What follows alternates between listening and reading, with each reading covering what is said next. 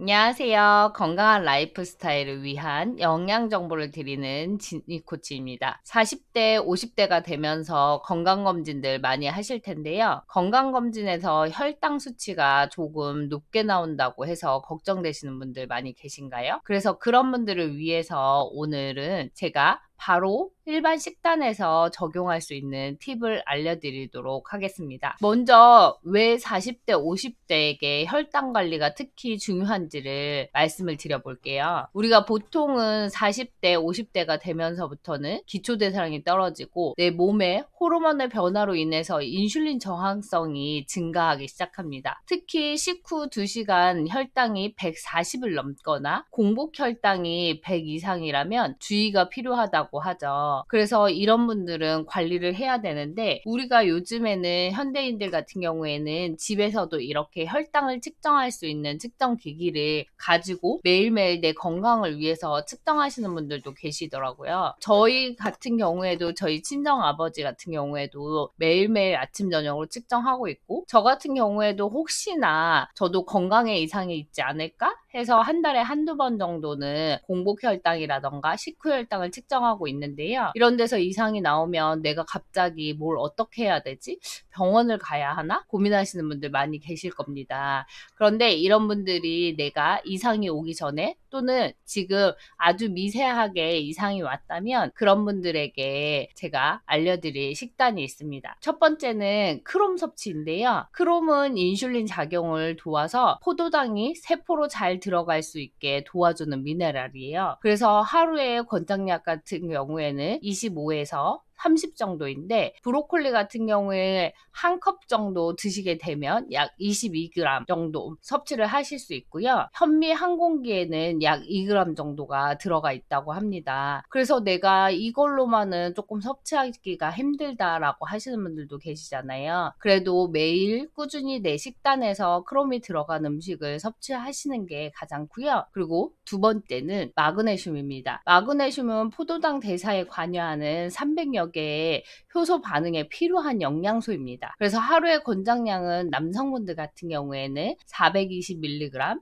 여성분들 같은 경우에는 320mg 정도가 섭취를 해주셔야 합니다. 그리고 세 번째로는 식이섬유입니다. 식이섬유 같은 경우에는 우리가 수용성 식이섬유는 당의 흡수를 늦춰주기 때문에 혈당을 완만하게 만들어줍니다. 그래서 하루에 25에서 30mg 정도의 식이섬유를 섭취하기를 권해드립니다. 그리고 네 번째는 오메가3 지방산입니다. 오메가3 같은 경우에는 내 몸에 염증을 줄여주고 인슐린 민감성을 개선하는 데도 도움을 주는 영양소 중에 하나입니다. 그리고 마지막으로는 비타민 D인데요. 비타민 D 같은 경우에는 우리가 비타민 D가 부족하게 되면 인슐린 저항성이 떨어진다던가 이런 게 생길 수 있기 때문에 꾸준하게 하루에 15분에서 20분 이상 또는 한 30분 정도는 내가 그 햇빛을 쐬준다던가 이렇게 하는 것들이 가장 좋을 것 같습니다. 왜냐하면 제가 전 영상에서 말씀드렸던 것처럼 여자분들 같은 경우에는 특히 내가 40, 50대가 되면서 이러한 영양소들이 부족해지는 경우가 많이 생기기 때문에 어떠한 영양소가 부족해지는지는 전 영상을 보시면 좀 더 자세하게 보실 수 있고요. 그러면 내가 이걸 부족하고 이걸 채워야 하는 거는 알겠어. 그러면 일생활에서 어떻게 적용해야 하는지 궁금해 하시는 분들 많이 계실 텐데요. 먼저 식사 순서를 바꾸는 겁니다. 첫 번째는 저희가 보통 일반 식사를 하게 되면 밥을 먹고 반찬을 먹고 이런 순서대로 먹게 되는데요. 그렇게 드시는 거는 혈당을 조절하기에 좋지 않은 식습관입니다. 그렇기 때문에 채소라던가 단백질을 먼저 드시고 나서 탄수화물을 드시는 게 가장 좋고요. 그렇게 되게 되면 혈당 상승률을 30% 정도는 늦출 수 있습니다. 그래서 내가 매 끼니에 계란찜을 넣는다던가 나물이라던가 생선구이 또는 두부 이런 것들을 같이 먹을 때 꼭 밥과 함께 반찬을 먹어야지 이런 식습관보다는 내가 나물이라던가 아니면 두부나 뭐 생선 이런 것들을 조금 먼저 먹고 나서 일반 식사를 드시는 것도 가장 좋은 방법 중에 하나고요. 그리고 내가 혹시라도 과일을 먹고 싶다라고 하시는 분들도 과일은 식후에 드시는 것보다 식전에 먼저 먹고 일반 식사를 드시는 게 더 도움이 됩니다. 그러면 나는 40대, 50대이긴 하지만 그래도 직장 생활을 하고 있는데 어떻게 외식하는 점심 같은 경우에는 외식하는 경우가 많이 생기는데 어떻게 이걸 매번 지킬 수가 있죠? 직장인들 같은 경우에는 뭐 점심에 칼국수를 먹으러 간다던가 뭐 요즘엔 더우니까 냉면이라던가 이런 걸 먹으러 가는데 그렇게 하기에는 쉽지 않아요 라고 하시는 분들도 많이 계실 텐데요. 요즘에는 편의점이라던가 이런 데도 보면 계란을 판매하는 것들이 많이 있잖아요. 그래서 내가 집에서 아예 계란을 2알 정도 싸갖고 가서 미리 식사 전에 그리고 식사를 하러 간다던가 이러한 방법들도 있고요. 요즘에는 단백질 쉐이크들도 많이 나와 있기 때문에 그것들을 먼저 섭취하고 그리고 나서 내가 일반 식사를 하러 간다던가 또는 식이섬유 같은 경우에도 먼저 섭취를 하고 왜냐면 식이섬유도 허벌라이프에도 보시면 식이섬유가 따로 있잖아요. 그래서 식이섬유를 먼저 섭취하고 일반 식사를 하러 간다던가 이러한 방법들을 이용해 보시는 것도 좋고 요즘에는 이제 날씨가 더워지면서 방울토마토라던가 오이 이런 것들이 가격대가 좀 떨어지고 맛이 더 올라갔잖아요. 그래서 이런 것들을 조금 같이 먼저 섭취를 한다던가 하시는 방법으로 하게 되면 혈당 조절에도 도움이 되지만 다이어트 하시는 분들한테도 도움이 될 수 있고요. 그래서 내가 간식을 드실 때도 이렇게 견과류라던가 방울토마토, 오이 이런 것들을 좀 드시고